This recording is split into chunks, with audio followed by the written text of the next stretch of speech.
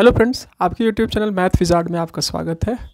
तो आज के इस वीडियो में जो है हम लोग बेसिकली बात करने वाले हैं एनबीएस के एग्ज़ाम के बारे में। क्योंकि कल जो मैंने वीडियो डाला था तो मैं ऐसे ही सोचा था कि थोड़ा सा क्या करता हूँ, डालता हूँ उसका रिव्यू, शायद किसी कैंडिडेट को कुछ हेल्प मिल जाएगा। क्योंकि कल मैंने कुछ गलतियाँ की थी, तो आप मेरे चेहरे पर मुस्कान देख सकते हैं। क्योंकि आप तो इससे आप अंदाज़ा लगा सकते हैं कि आज थोड़ा एग्ज़ाम मेरा बेटर गया है।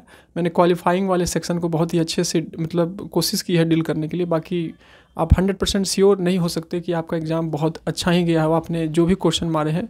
फिर भी कल के कंपेयर में मैंने बहुत अच्छा आज कोशिश करने की कोशिश की है। तो कल के रिगार्डिंग कल मैंने जो वीडियो डाला था वो पहली बार मतलब मेरे चैनल पर उतना ज़्यादा व्यू मिला एक वीडियो को, और उसका व्यूज़ लगभग 4K मतलब 4000 से भी ज़्यादा लोगों ने देखा। तो इसके लिए बहुत बहुत धन्यवाद, और वीडियो को इतना सारा प्यार देने के लिए और चैनल को सब्सक्राइब करने के लिए। ठीक है, तो कल मैंने एक्चुअली क्या था ना कि कल एक्चुअली मैं भी क्या हूँ प्रिपरेशन करता हूँ, तो मेरे पास इतना टाइमिंग नहीं होता है कि सारे कमेंट को पढ़ूँ और सारे कमेंट पढ़ करके उसका रिप्लाई करूँ। यहाँ मेरा कोई बहुत बड़ा टीम नहीं है कि मेरे चैनल पर वो सारे कमेंट को देखते हैं और कमेंट को देखने के बाद उसका आपको रिप्लाई बैक करेंगे। तो फिर भी मैं कोशिश करूँगा कि जो भी जितना भी तरीक़ा से अगर आपको जो हेल्प मिलना चाहे, जो भी मेरे तरीक़ा से हेल्प बनना पड़ेगा मैं आपको करूँगा। क्योंकि अभी मैं भी कुछ चीज़ों का तैयारी कर रहा हूँ। तो तैयारी के लिए क्या क्या होता है, बहुत सारी चीज़ों को बहुत अच्छे बारीकी से आपको जांचना पड़ता है। जैसे कि ये एनबीएस का एग्ज़ाम था, तो इससे पहले एनबीएस के एग्ज़ाम में नेगेटिव मार्किंग नहीं था, तो लोग बहुत ही आसानी से एग्ज़ाम जाते थे और एग्ज़ाम दे करके बहुत ही आसानी से आ जाते थे, उतना कुछ सोते नहीं थे। लेकिन एक्चुअली इस बार हुआ क्या है कि इन्होंने एक कंडीशन डाल दिया। कंडीशन ये डाला है कि अगर आपको इंग्लिश वो जो रीजनल लैंग्वेज है उसमें आपको जो है वो क्वालिफाइंग करना है, और आप क्वालिफाई नहीं कीजिएगा तो आपको कॉपी चेक नहीं होगा। तो एक बहुत बड़ा इशू बन जाता है कि आखिर ये करे तो करे। क्योंकि टीचिंग बैकग्राउंड में होता क्या है फ्रेंड्स कि टीचिंग बैकग्राउंड में जो भी आप सब्जेक्ट, जैसे कि मेरा मैथ सब्जेक्ट है तो मेरा मैथ बहुत स्ट्रांग होगा, किसी का हिंदी सब्जेक्ट है तो किसी का हिंदी बहुत होगा। तो मतलब अलग सब्जेक्ट की जब बात आती है तो प्रॉब्लम हो जाता है। बाकी जनरल टॉपिक जो रहता है उसमें तो आदमी कुछ कर ही लेता है। आजकल साइकोलॉजी तो हर जगह पूछा जाता है तो लगभग उसका तैयार होता है, लेकिन इंग्लिश में कुछ अलग बात हो जाता है। तो ये हो गया। तो बेसिकली अब तो लगता है सबका एग्ज़ाम ख़त्म ही हो गया होगा। फिर भी यहाँ पर कुछ बातें मैं बताना चाहूँगा। आज मेरा पेपर था, तो पेपर में पहली बात मैं करता हूँ जीके जीएस की। तो जीके जीएस में जैसा कि इन्होंने मेंटेन किया था कि एजुकेशनल बैकग्राउंड से पूछेंगे, तो एजुकेशनल बैकग्राउंड से ऐसा कुछ क्वेश्चन देखने को नहीं मिला। 1-2 क्वेश्चन देखने को मिला। ऐसे हम लोग उम्मीद कर रहे थे कि एजुकेशनल बैकग्राउंड से आपको जो है 8 से 10 क्वेश्चन, 8 क्वेश्चन 9 क्वेश्चन रहेंगे, लेकिन ऐसा कुछ था नहीं। मतलब सारे चीज़ों से पूछे गए थे। कुछ क्वेश्चन बिल से भी था, कुछ क्वेश्चन हैप्पी कंट्री किसको मिला अवार्ड ये था, एक क्वेश्चन एनईपी से था। तो मैं आपको ये सजेस्ट करना चाहूँगा कि जब भी आप कोई एग्ज़ाम की तैयारी करते हैं तो आप जनरल टॉपिक क्या होता है ना कि जीके जीएस जो होता है तो उसका कोई लिमिटेशन ही नहीं होता है कि आप 100% श्योर हो ही नहीं सकते कि आप उसमें 10 में 10 मार्क्स ले आ पाएंगे।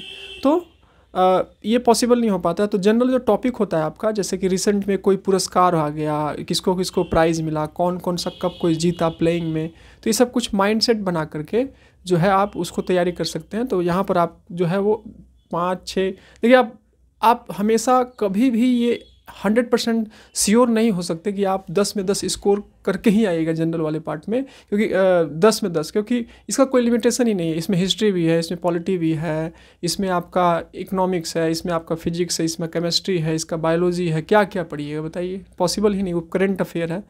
तो 10 मार्क्स का आता है तो आप ज़्यादा से ज़्यादा उम्मीद कर सकते हैं 4, 5, 6, इससे ज़्यादा आप हो मतलब इसके ज़्यादा तैयारी करना सही नहीं रहेगा। इसको छोड़ करके दूसरा चीज़ पर फोकस करिए, रीजनिंग को ठीक करिए। अगर आप रीजनिंग के कुछ टॉपिक को क्लियर कर लेते हैं तो आप आराम से कर लीजिएगा। आप जो है वो टीचिंग एप्टीट्यूड को थोड़ा प्रैक्टिस करिए तो हो जाएगा। तो चलिए, ये तो बात हो गई। आज मैं बात करता हूँ एनबीएस के एग्ज़ाम के रिव्यू पर। तो इन्होंने कल ही के जैसा पूछा था, कुछ करंट अफेयर में कुछ क्वेश्चन। हाँ, सबसे पहले मैं बात क्लियर कर दूँ कि इससे पहले जो एनबीएस का, फिर कृपया करके वीडियो को देखिए, और वीडियो को देखने के बाद अच्छे से देखिए, स्किप मत करिए उसको। आप हर एक पॉइंट को बहुत अच्छे से सुनिएगा तो आपको सारा चीज़ क्लियर होगा, आपको कमेंट करने का ज़रूरत नहीं पड़ेगा। फिर भी जो भी होगा मैं आपके कमेंट को पढ़ करके आपको रिप्लाई करने की पूरी कोशिश करूँगा। तो सबसे पहले फ्रेंड्स क्या होता है ना कि आपको जो भी फॉर्म भरते हैं ना, तो आप हर एक इन्फॉर्मेशन के लिए किसी दूसरे के ऊपर डिपेंड नहीं रहे।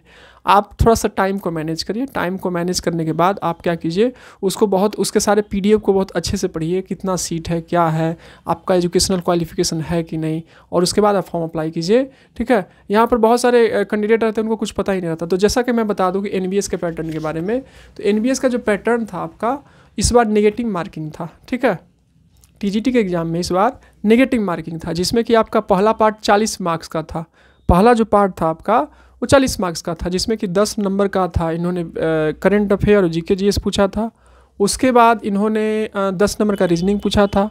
उसके बाद 10 नंबर का IT पूछा था। उसके बाद 10 नंबर का टीचिंग एप्टीट्यूड, मतलब क्या क्या मैं बता दिया, 10 नंबर रीजनिंग हो गया, 10 नंबर ICT हो गया, 10 नंबर टीचिंग एप्टीट्यूड हो गया, और 10 नंबर आपका GK GS ये पूछा था। और इसके बाद इसमें आपका 4 था, पार्ट 1 में आपका ये हो गया। तो आपको 10-10 क्वेश्चन थे, आपको इसमें अटेंड करना था। इसमें भी आपका नेगेटिव मार्किंग था। उसके बाद सेकेंड पार्ट था आपका मैथमेटिक्स, मतलब सॉरी मैथमेटिक्स में बोल दिया, एक्चुअली सब मैथमेटिक्स का इतना आदत पड़ चुका है ना, क्योंकि मैथमेटिक्स ही जमान पर आता है। तो TGT में जितने भी जो भी सब्जेक्ट थे, SST थे, साइंस थे, तो ये तो 4 जो पार्ट था वो सबके लिए कॉमन था। 80 क्वेश्चन आपका था। 80 क्वेश्चन, उसमें क्या था, 80 क्वेश्चन टोटल मैथ्स था फ्रेंड्स, टोटल मैथ्स था। तो टोटल मैथ्स के ही 80 क्वेश्चन थे। ऐसा नहीं था कि 70 क्वेश्चन आपको जो है वो मैथ्स का था और 10 क्वेश्चन आप उसमें मैथमेटिक्स का पेडागोगी घुसा दिया, मतलब ऐसा कुछ बिल्कुल नहीं था। 80 के 80 टोटल क्वेश्चन आपके जो है वो मैथमेटिक्स पोर्शन से ही थे। और मैथमेटिक्स के पोर्शन में 9 to 10th के क्वेश्चन मोर देन 80% थे। 11-12 के क्वेश्चन 10% थे, 10% नहीं, आप 75% कह सकते हैं कि 9-10th के क्वेश्चन थे मैथमेटिक्स के पोर्शन में। और 11-12 के पोर्शन में जो है आप 10 से 15% मतलब कह सकते हैं, और 10 से 15% कुछ ग्रेजुएशन के भी थे। तो 80 के 80 क्वेश्चन पूरे सब्जेक्ट स्पेसिफिक थे, उसमें कोई भी इंक्लूडेड नहीं था। अब बात आती है सबसे जो क्वालिफाइंग वाले एग्ज़ाम में, जिन्होंने कंडीशन डाल के रखा है कि जैसे कि आपने जनरली तो जो भी इधर के कैंडिडेट होंगे वो क्या लिए होंगे, इंग्लिश को चूज़ किए। इंग्लिश हिंदी तो आपको कॉमन है, और वो हिंदी को, तो उसमें क्या था आपका 30 मार्क्स का एग्ज़ाम था फ्रेंड्स। उसमें आपको सबसे पहले आपको 10 मार्क्स का क्या था, आपका इंग्लिश था, उसके बाद एक फिर हिंदी था, उसके बाद फिर आपका हिंदी था। तो जहाँ तक कि क्वेश्चन की बात करें, तो इंग्लिश में जो क्वेश्चन था वो आपका सबसे पहले आपको पैसेज शुरू हुआ था। एक आपको पैसेज दिया हुआ था, पैसेज में 3 से 4 क्वेश्चन उससे दिए हुए थे। 3 से 4 क्वेश्चन, 3 क्वेश्चन में से आपको क्या करना था, पहले पैसेज को पढ़ना था, पैसेज को पढ़ करके अच्छे से समझना था, और 3 क्वेश्चन उसी में थे। ठीक है, तो ये अगर आपने 3-4 ये मतलब कि 3-4 पैसेज को अच्छे से पढ़ाई किया है और थोड़ा सा भी इंग्लिश के टच में है, तो आप आराम से 2-3 क्वेश्चन आराम से वहाँ पर आप सॉल्व कर सकते हैं। और आज के एग्जाम में बता रहा हूँ, तो 3 क्वेश्चन था आपका पैसेज से था, और 1 क्वेश्चन पैसेज, 4 क्वेश्चन था, जिसमें कि 1 क्वेश्चन इन्होंने एंटो साइनो पूछा था। ठीक है, एंटो साइनो उन्होंने पूछा था, तो 1 क्वेश्चन वहाँ से था, और 1 क्वेश्चन कॉमन एरर से था। कल भी 1 क्वेश्चन वॉइस से था, नरेशन से नहीं था। आज भी 1 क्वेश्चन वॉइस से था और नरेशन से नहीं था, और 1 कॉमन एरर का क्वेश्चन था। तो ऐसे ही था, एंटो साइनो मिला करके इन्होंने 10 क्वेश्चन पूछा था। पैसेज का था, फिर से मैं बता रहा हूँ, पैसेज था, 1 क्वेश्चन पैसेज से रिलेटेड एंटो साइनो था, 2 कॉमन एरर था, इसमें 1 वॉइस था, और बाकी इस टाइप से इन लोगों को 10 क्वेश्चन इन्होंने मिला करके दिया। तो थोड़ा सा आपको इंग्लिश वाले पोर्शन को अच्छे तरीक़ा से करना था, और अगर आपने उसको अच्छे से किया होगा तो आप आराम से हो जाएगा। तो पूरे एग्ज़ाम में नेगेटिव मार्किंग था। इस बार का सबसे बड़ा स्पेशलिटी ये था कि इस बार के एग्ज़ाम में पूरा एग्ज़ाम आपका जो है वो नेगेटिव मार्किंग के साथ हुआ था। पूरे एग्ज़ाम में आपका नेगेटिव। और हाँ, जैसे कि मैंने आपको बताया था कि DSSP का एग्ज़ाम में क्या होता है कि जैसे कि आप शुरू किए कि 10 क्वेश्चन आपको बनाना है करंट अफेयर का, तो 10 तक जब तक सॉल्व नहीं करेंगे और फिर उसको सबमिट नहीं करेंगे, तब तक आपका दूसरा क्वेश्चन आपका नहीं खुलेगा। ठीक है, तो ऐसा यहाँ बिल्कुल नहीं था। 3 घंटा आपके पास टाइमिंग था। आप किसी भी सेक्शन को किसी भी तरीक़ा से कभी भी शुरू कर सकते हैं। आप चाहे तो सब्जेक्ट बना सकते हैं, उसके बाद आप चाहे तो क्वालिफाइंग वाला बना सकते हैं, मतलब जो मन करे आप वो कर सकते हैं। इसमें कोई बाउंडेशन नहीं था कि आप इस वाले सेक्शन को कंप्लीट कर लीजिएगा तो ही आप दूसरे में हो पाएगा। और सभी पोर्शन में आपका क्या था, नेगेटिव मार्किंग था। आपका मार्किंग था, नेगेटिव मार्किंग किस में था आपका, उसको जनरल पार्ट में भी था, सब्जेक्ट पार्ट में भी था, और क्वालिफाइंग वाले पार्ट में भी NBS के एग्ज़ाम में जो था आपका क्या था, नेगेटिव मार्किंग था। और क्वालिफाइंग वाले मार्क्स में आपको इंग्लिश में भी आपको 4 नंबर लाना है, और जो दोनों आपका जो हिंदी बचा उसमें भी आपको 4 4 4 12 नंबर लाना है। अगर आपने इंग्लिश में 3 नंबर ले आया और बाकी में आपने 20 नंबर ले आया तो आपका कॉपी चेक नहीं होगा। ऐसा कुछ इन्होंने कंडीशन दिया है। बट मेरे को ऐसा लग रहा है कि बहुत सारे कैंडिडेट छट जाएंगे और इनको अगर कैंडिडेट नहीं मिलेगा तो हो सकता है इसमें कुछ रूल रेगुलेशन को चेंज करें। मेरे को ऐसा लगता है, ये मेरा ओपिनियन है, बाकी तो ऐसा नहीं ही होगा, बहुत ही कम चांसेज है कि ऐसा कुछ होने वाला है। ठीक है, तो ऐसा कुछ ये करेंगे नहीं। बाकी देखिए क्या होता है नहीं होता है तो बात अलग बात हो जाती है। तो रीजनिंग के क्वेश्चन मॉडरेट थे, मतलब आप थोड़ा सा भी टच किए होंगे तो मतलब जीके जीएस का तो मैंने आपको बता दिया। रीजनिंग के क्वेश्चन मॉडरेट थे, आराम से आपने थोड़ा सा भी 5-10 सेट कभी बनाए हैं टीचिंग एग्जाम के, DSSP का हो गया, वहाँ से आपने टच किए होंगे तो आराम से वहाँ से आप स्कोर कर लिए होंगे। आज तक एग्जाम खत्म हो गया, फिर भी बहुत सारा कमेंट आ रहा था कि कल का भी रिव्यू बनाइएगा, क्योंकि कुछ शायद कैंडिडेट का कल भी वीडियो है, तो मॉडरेट था। टीचिंग एप्टीट्यूड में आपको मैंने कल भी बताया था कि आपको थोड़ा सा अपना म्यूचुअल अंडरस्टैंडिंग को बढ़ाना होगा। एक क्लासरूम को कैसे मैनेज करिएगा, एक क्लासरूम मीनिंगफुल कैसे होता है, ठीक है, ये सब चीज़ जो है उसको आप देख लीजिएगा। एक क्वेश्चन मैंने ऑब्जर्व किया, फिर उसके बाद ये कर लीजिएगा। तो आपका 2-4 वीडियो देख लीजिएगा। आप किसी भी चैनल को फॉलो करते हैं जो कि पेडागोगी अच्छे से पढ़ाती है, डील करता है कोई भी, तो अच्छे से फॉलो करते हैं। आपने कुछ प्रैक्टिस सेट लगाया है तो आराम से वहाँ पर कर लीजिएगा, कोई दिक्कत नहीं होगा। तो आप इस टाइप से आप पेडागोगी कर लीजिएगा। उसके बाद बात आती है आपका किसका, बात आती है क्या बच गया आपका, IT, तो सॉरी कंप्यूटर का। तो कंप्यूटर में जनरल ही क्वेश्चन पूछा था। एक क्वेश्चन मैंने देखा दोनों दिन, एक क्वेश्चन क्या था जो होता है ना, Ctrl+A+ select all, Ctrl+B bold, यहाँ से क्वेश्चन हमेशा मैंने देखा। तो आप अगर किसी भी कैंडिडेट का एग्ज़ाम बाकी है तो ये वाला चीज़ कहीं से जो है, अच्छा मैंने क्या किया था ना, मैंने कल कहीं पर मैं कल याद किया था, क्योंकि मेरा कल आया था अंडों का आया था। अंडों का होता है Ctrl+ शायद X होता है, Z होता है शायद। तो मैंने कल वाले 28 वाले NVS एग्जामिनेशन में मैंने इसका टिक नहीं लगा पाया था। क्यों नहीं लगा पाया था? कि मेरे को कन्फ्यूजन था। तो मैं कल याद करके आया था, तो मैं एक स्क्रीनशॉट लिया हूँ कहीं वीडियो से, तो वो मैं अपने टेलीग्राम चैनल पर डाल दूंगा। आप टेलीग्राम चैनल डाल दीजिए। मेरा तो ऐसा बिल्कुल नहीं है कि मेरा कोई बहुत बड़ा टीम है, आपको हमेशा PDF मिलेगा, ये मिलेगा, वो मिलेगा, ऐसे। तो एक्चुअली मैं भी प्रिपरेशन करता हूँ, तो मैं भी इधर उधर से मटेरियल ढूंढते रहता हूँ। तो मैं क्या करूँगा कि आपके पास उसको शेयर कर दूँगा, ताकि आपको पार्टिकुलरली जिस किसी का भी, मतलब मेरा कोई इंटेंशन नहीं है कि इसका मतलब ग्रो करे, ये करे। हम जहाँ से पढ़ते हैं हमको कुछ मिलेगा तो आपको हम टेलीग्राम चैनल पर शेयर कर देंगे, क्योंकि मेरे को पता नहीं ना कि आप वीडियो कहाँ से देख रहे हैं। तो वहाँ पर मैं शेयर कर दूँगा और वहाँ से आप देख लीजिएगा उसको, और आपके लिए हेल्पफुल हो जाएगा। ठीक है, तो ये हो गया। और दूसरी बात मैंने ये भी देखा कमेंट बॉक्स में कि बहुत सारे लोगों को पता ही नहीं कि पैटर्न है क्या। एक बार जब भी आप कोई भी एग्ज़ाम देते हैं फ्रेंड्स, तो एग्ज़ाम देते समय उस एडवर्टीजमेंट के लिए, हर एक इन्फॉर्मेशन के लिए किसी दूसरे के ऊपर नहीं रही। एक बार आप थोड़ा सा टाइम निकालिए। आप थोड़े डोनाल्ड ट्रंप हैं या फिर आप प्राइम मिनिस्टर मोदी हैं कि आपके पास 2 मिनट का टाइम ही नहीं है। 10 मिनट आराम से निकालिए, मोबाइल PDF को बहुत ही अच्छे निगाहों से पढ़िए। आपका क्वालिफ़िकेशन क्या है, आपकी क्या उसके लिए एलिजिबल है कि नहीं, आपके परसेंटेज। देखिए TGT एग्ज़ाम में ये तो तय है कि बहुत सारे लोग सब्जेक्ट कम्बिनेशन में छटेंगे, क्योंकि KVS में और NVS में सब्जेक्ट कम्बिनेशन में बहुत सारे कैंडिडेट छटते हैं एग्ज़ाम निकालने के बाद। तो जब भी आप एग्ज़ाम की तैयारी करते हैं तो अपना एलिजिबिलिटी कैटेगरी, आपका रिजल्ट, सारा डॉक्यूमेंट रेडी है कि नहीं, एग्ज़ाम से पहले आपने सीटेट क्वालिफाई किया है कि नहीं, तो ये सब सारे चीज़ों को बहुत ही सरसरी निगाह से पढ़ ले। उसके बाद फॉर्म अप्लाई करें और उसके बाद तैयारी करें। अगर आपने बिना देखे बिना आधा अधूरे इन्फॉर्मेशन से अगर आपने ऐसे ही फॉर्म अप्लाई किया, तैयारी की, आपका रिटर्न निकला, इंटरव्यू में आपने डॉक्यूमेंट वेरिफिकेशन में छट गया, इंटरव्यू भी आप निकाल लिए, तो फ्रेंड्स एक कैंडिडेट के नाते मैं ये दर्द को समझ सकता हूँ। बहुत दुख होता है, क्योंकि एग्ज़ाम को तैयारी करने के लिए आदमी बहुत दिन रात मेहनत करता है, और फिर अभी के समय में एक सिलेक्शन लेना बहुत ही टफ काम है।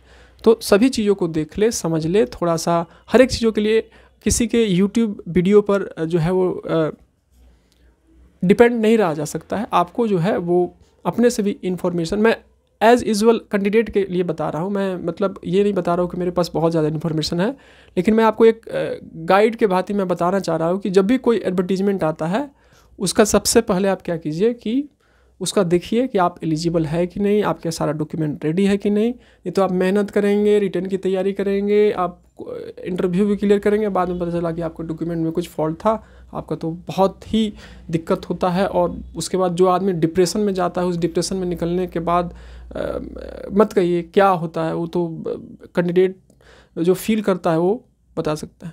और मॉक टेस्ट ज़रूर दीजिए फ्रेंड्स, आजकल आपको मॉक टेस्ट देना पड़ेगा।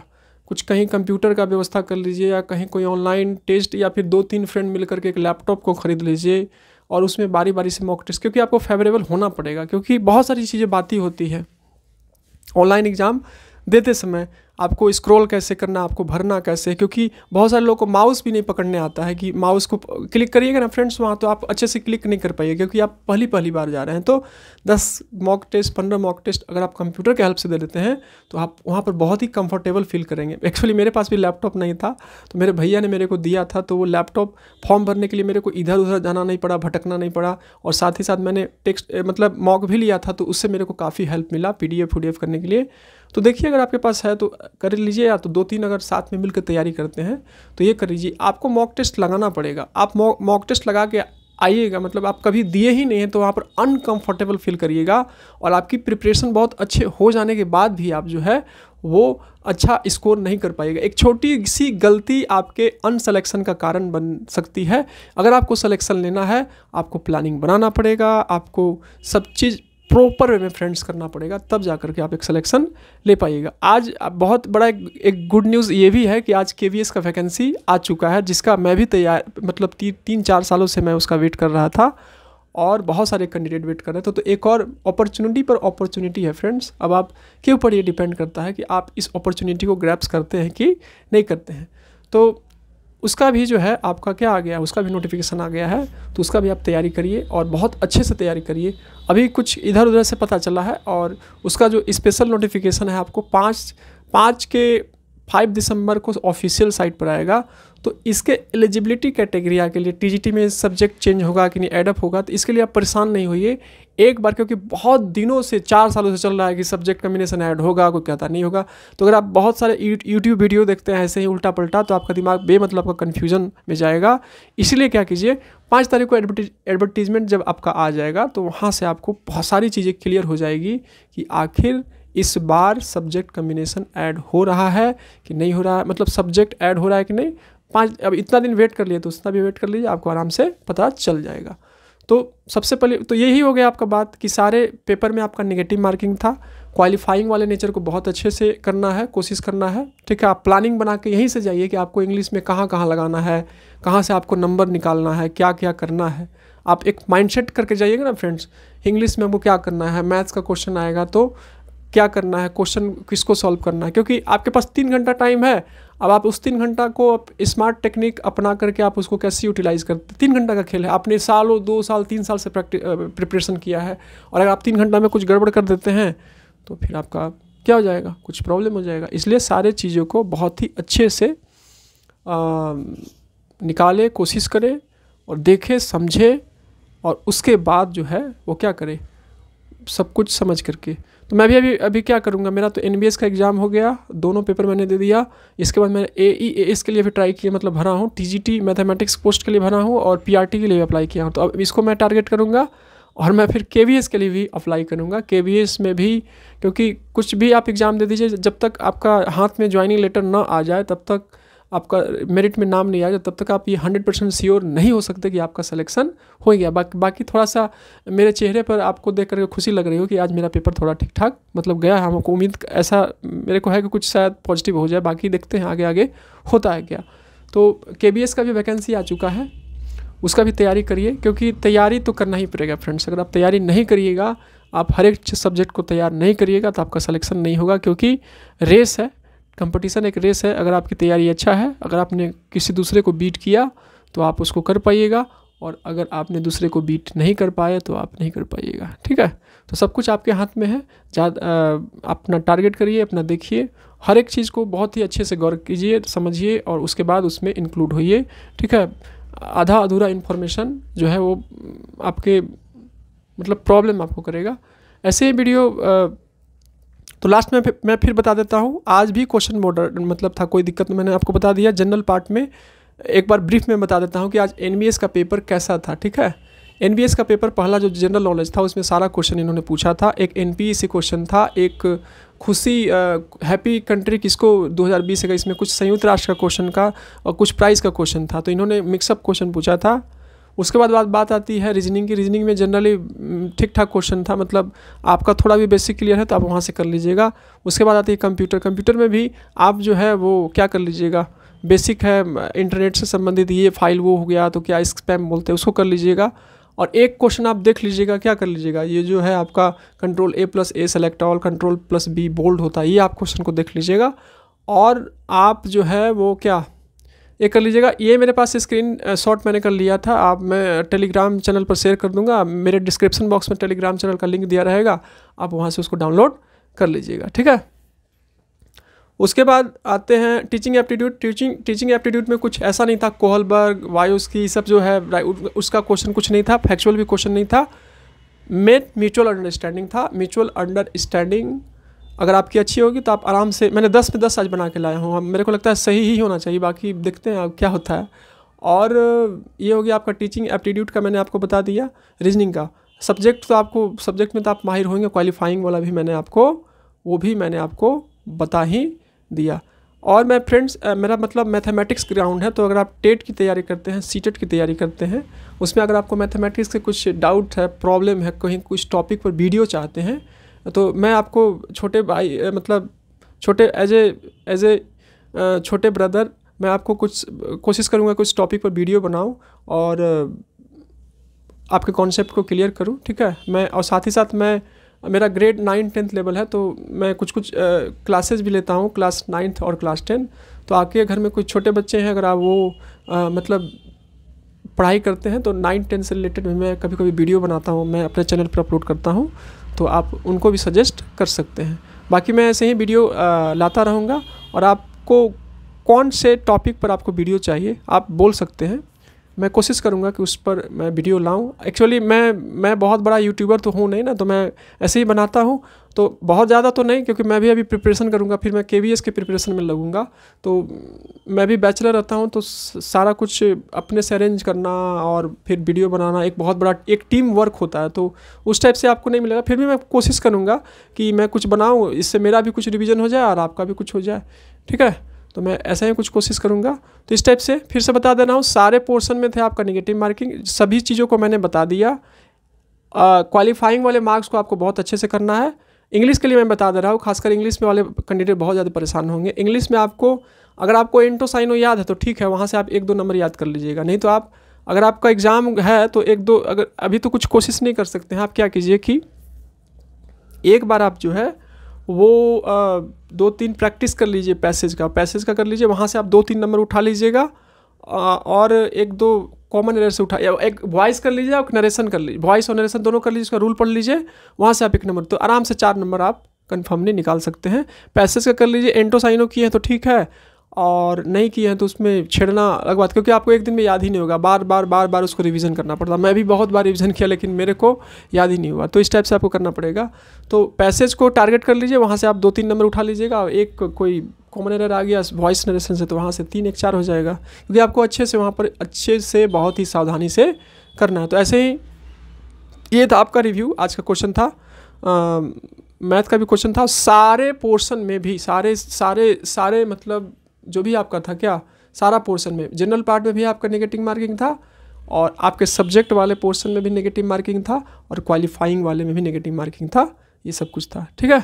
तो चलिए, आई होप कि मैंने सारे पॉइंट को क्लियर होगा। फिर भी कुछ डाउट होगा तो आप कमेंट बॉक्स में लिख दीजिएगा, और कुछ आपको टॉपिक चाहिए, चैनल को इतना सारा प्यार देने के लिए बहुत बहुत धन्यवाद। और हम जैसे छोटे यूट्यूबर को जिसने अभी स्टार्टअप करना सीखा है, उसको सपोर्ट करने के लिए बहुत बहुत धन्यवाद। तो मिलेंगे ऐसे ही वीडियो में, जो मैं भी प्रिपरेशन करता हूँ, तो आपको जो भी मैं करता हूँ, जो भी मैं टेक्निक को फॉलो करता हूँ, उसके साथ शेयर करूँगा। अगर आपको कुछ उससे बेनिफिट मिल जाए तो ठीक है, और नहीं भी मिले तो भी ठीक है, आप उसको देख सकते हैं, ऐसे ही मैं करूँगा। और साथ ही साथ मैं मैथमेटिक्स कंटेंट या साइंस का कंटेंट लाता रहूँगा, आप उसको देखिएगा। और कुछ भी जो भी आपको हेल्प चाहिए, कहाँ आपको प्रॉब्लम होता है, आप कमेंट बॉक्स में ज़रूर करिएगा, ठीक है। और करिएगा, मैं कोशिश करूँगा कि आपको थोड़ा सा समय निकाल करके आपका भी कुछ सपोर्ट कर दूँ, उसमें मेरा भी रिवीजन हो जाएगा और मतलब मेरा भी थोड़ा सा चैनल ग्रो करेगा, क्योंकि मैंने भी चैनल स्टार्ट किया तो मैं भी सोचूंगा कि थोड़ा मेरा भी चैनल ग्रो करे, सब्सक्राइबर बढ़े।